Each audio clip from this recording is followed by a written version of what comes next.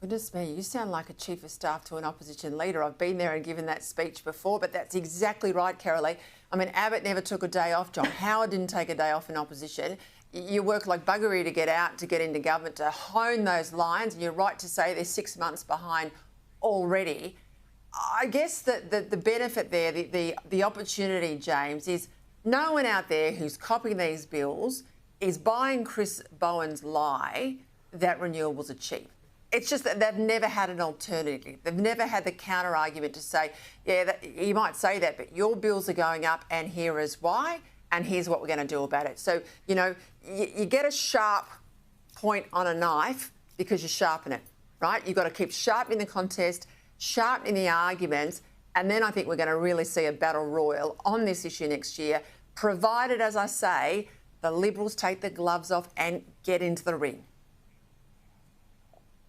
That's right. And also, Peter, can I just say that from the very beginning, I think coalition policies have to have some form of small-scale renewables, be it solar panels, because I think if they work well, they can save people a lot of money on their bills. However, a lot of people can't do it, but I think you have to have solar panels as part of the mix. But I just wanted to relay to you, because I really agree with what you said off the top, but to give you a New South Wales perspective on what is going on right now. Now, the New South Wales Libs received a briefing at about 2 o'clock this afternoon, which was some polling from YouGov.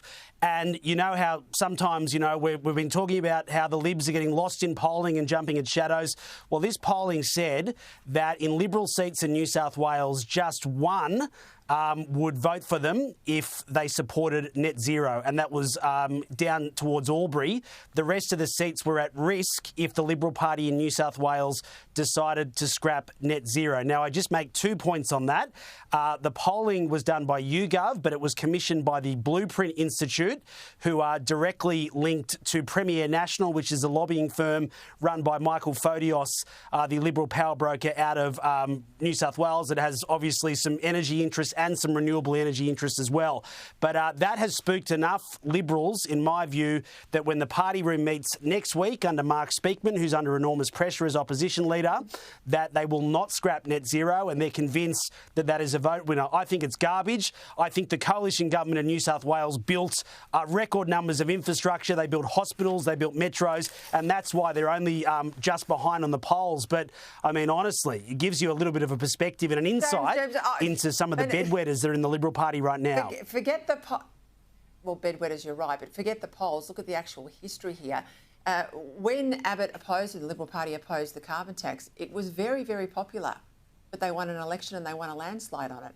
When they opposed The Voice, when The Voice first came out, The Voice was very, very popular. But again, you get out there, you get in the ring, you have the arguments, you give the Australian people choices.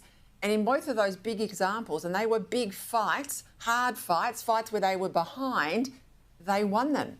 If they get a poll paid for by Michael Photios or you know, people connected to him, and they're spooked by that, follow the money trail, mate. You know, look at all these Liberals out there who are telling them to back renewables and ask how much do they make from the renewables gravy train as lobbyists, investors, all the way along. You and I both know there is a very, very long trail there that goes to the door of many moderates. I'll leave that one there, or the lawyers will be in my ear. Carolee, another crime announcement today in Victoria from Jacinta Allen. Life behind bars, she says, for any of the adults that recruit kids for crime. But this is just a headline. I mean, we've had a look at this. In the past 4 years, 32 charges have been laid against adults for recruitment offences, but not one conviction. So she can talk tough all she likes, but people aren't being put into jail now under these laws. Exactly, and this is a result of some polling that came out last week that has spooked Victorian Labor, showing that Brad Batten's Liberals actually have a chance of winning next year's election. The thing is, you can talk all about the maximum sentences as much as you want. The problem is we've got judges that aren't actually jailing people that are actually convicted of violent crimes. And the other thing is, it's just disappointing to see, because for a whole year we've been told by Victorian Premier Jacinta Allen, crime problem? What crime problem in Melbourne. There's no crime problem. And now she's wanting to do a policy to fix a problem that she has spent 12 months gaslighting the Victorian people that doesn't exist. It does exist. And what's happened is we know that there were meetings. A lot of MPs are worried. It's the SOS Brigade, Save Our Seats Brigade, because they are actually worried in marginal Labor seats that they're going to lose because Victorians are now blaming the government for not actually cracking down and doing it. We actually need the sentencing. We need judges to sentence appropriately. And I'm on record saying mandatory minimum sentences is actually what the Victorian Liberals need to do. And you know what? Here's a tip. Another tip. Here's a Christmas over New Year. Get that policy right and you will definitely be in with a chance of winning Brad Batten. Yeah, forget your maximums, Jacinta Allen. Just how about some minimums in Victoria, because it's just a bail revolving door. Spot on. Hey, James, a backyard mosque in Sydney on land that was supposed to be for high-density housing. What the heck's going on here?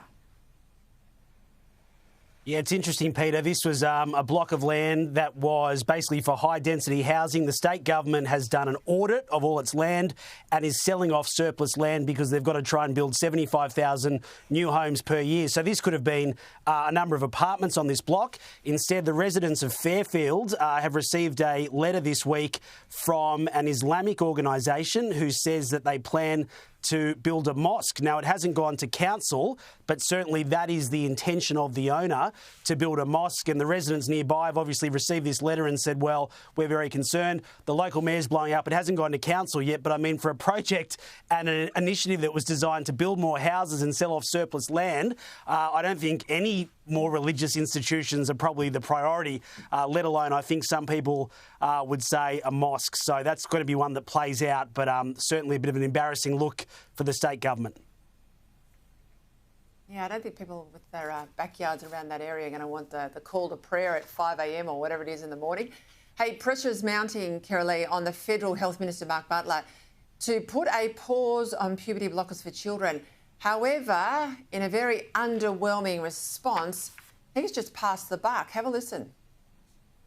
The first thing I'd say is that puberty blockers are pretty much exclusively prescribed by clinicians employed by state governments in state government services. So a decision about a pause on puberty blockers, such as was initiated by the Queensland Government, is ultimately a matter for state governments.